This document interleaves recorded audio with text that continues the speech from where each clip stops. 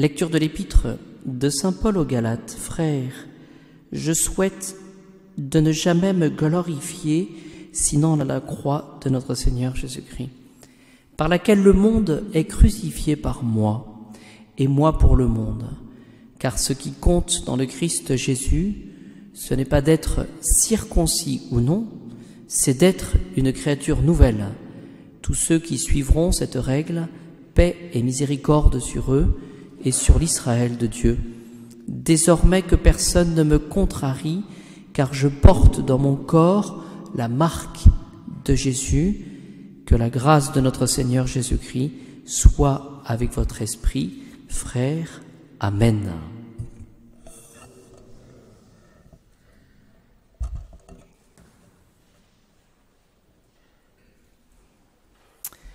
Les stigmates de saint François,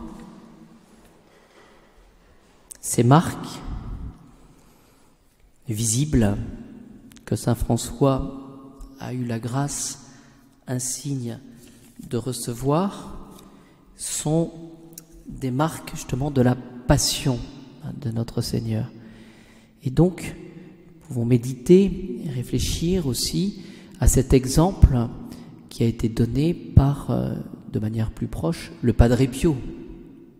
Padre Pio avait ces marques au niveau des mains et certainement au niveau du cœur.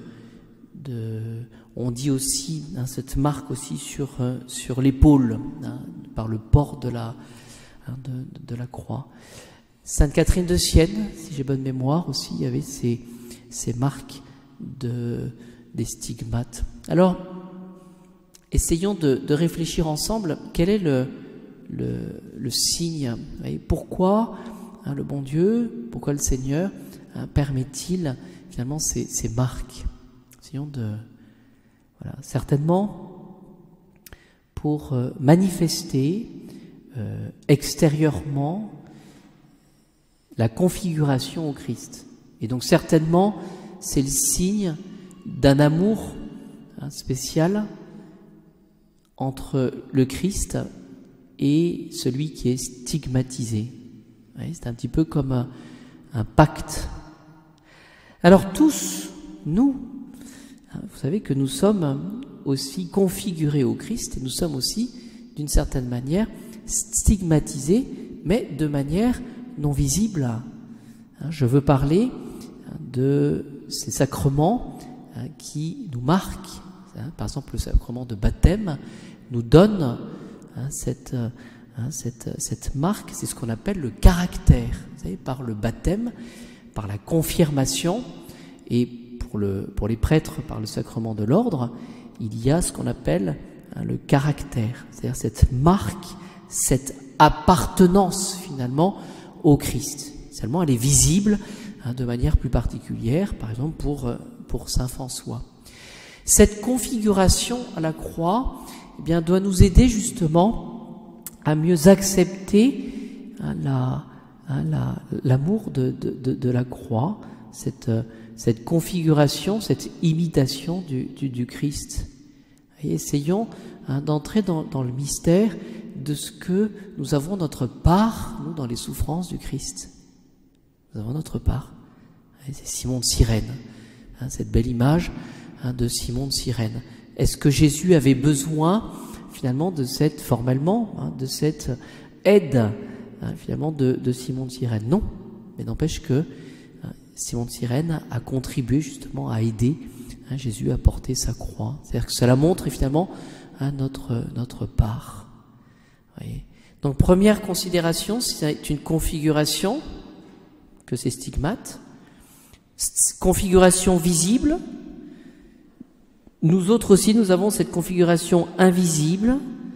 Voyez. Et cette configuration, cette appartenance invisible, elle est telle que finalement, vous voyez, on l'entend de temps en temps, on le voit. Vous avez des personnes qui demandent à être débaptisées.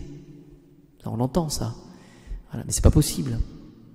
C'est pas possible parce qu'il y a cette marque qui est indélébile, le signe de l'appartenance au Christ. Ouais. On verra, je crois que ça peut nous faire réfléchir aussi, on verra, ces théologiens disent qu'en enfer, on verra quels sont ceux qui auront été baptisés ou pas. Parce qu'ils auront cette appartenance, cette marque, cette appartenance au Christ. Voilà, pour conclure, comment vivre spirituellement, et je le tire de saint Robert Bellarmin, comment vivre cette configuration au Christ. Il y en a 3 choses que nous pouvons retenir, cette appartenance. Tout d'abord, c'est l'idée du service. Voilà. Si j'appartiens au Christ, je suis serviteur du Christ, et donc j'aurai cette attitude de dépendance par rapport au maître, au dominus, par rapport au serviteur. Voilà. Seigneur, tu es doux et indulgent, plein de miséricorde. À côté de ce sens du service, il y a, par rapport à cette appartenance, un deuxième aspect des choses au niveau de notre vie spirituelle, c'est l'obéissance. Ouais, c'est-à-dire que finalement, celui qui est maître est capable de nous donner par sa parole, eh bien, comment progresser dans le chemin. Et vous avez dans le terme d'obéissance, celui qui est capable d'écouter. Celui qui est désobéissant, c'est celui qui finalement n'en fait qu'à sa tête, et qui n'est pas capable de se soumettre.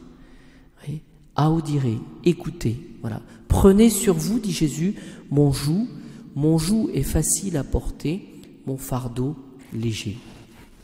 Oui, donc service, obéissance, et troisième élément et dernier élément justement de cette configuration au Christ, eh bien c'est l'amour. Et on parlera dans cette dans ces stigmates, on parlera on dira, les auteurs spirituels diront que justement comment ces marques sont-elles arrivées finalement sur ces serviteurs de Dieu, que ce soit Saint François, Padre Pio. Eh bien c'est très mystérieux cela, mais ce sont des marques, ce sont des dards d'amour.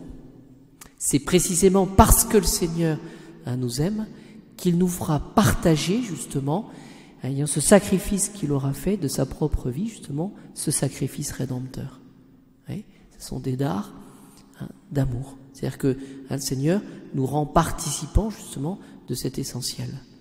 Voilà. Ma conclusion, bien d'une manière ou d'une autre, le Seigneur nous demande, de par cette appartenance baptismale tout simplement et de la confirmation, bien le Seigneur nous demande finalement, eh bien d'être marqués nous aussi et d'avoir finalement ce souci de suivre notre maître, cette marque d'amour. Voilà. Demandons au Seigneur cette docilité, demandons à Saint François ce soir, qui a été stigmatisé, qui avait ces impressions des marques d'amour, eh bien que nous ayons évidemment ce souci, voyez, du martyr d'une certaine manière. Qu'est-ce que c'est que le martyr? C'est d'être capable de donner ce qu'on a de plus cher, de plus précieux, c'est notre vie. Eh bien, par extension, cette idée du martyr pourra nous disposer notre âme pour donner ce que nous avons de meilleur en nous, ce que nous avons de plus précieux. Quand on demande à un enfant de faire un cadeau au moment de Noël, de donner finalement ses jouets, vous avez une différence énorme. Il y a les enfants qui donneront le vieux jouet complètement poussiéreux qui sera dans le grenier, et ça, il n'y aura pas de problème. Là, je vais m'en débarrasser, il n'y a pas de problème. Et vous aurez, c'est un signe d'élection, peut-être d'une bonne éducation, eh bien cette capacité qu'aura l'enfant de prendre ce qu'il aura de plus précieux, ce à quoi il tiendra un peu plus. Et je crois que au niveau de cet aspect des choses, de cette capacité à donner, eh bien nous pouvons ce soir, voilà, à cette Eucharistie, eh bien demander à Jésus, eh bien qui purifie finalement nos intentions. Qu'est-ce que je suis capable de donner moi ce soir? Voilà, qu'est-ce que je suis capable? Est-ce que c'est vraiment le fruit de mon amour, ou malheureusement cet amour teinté d'égoïsme?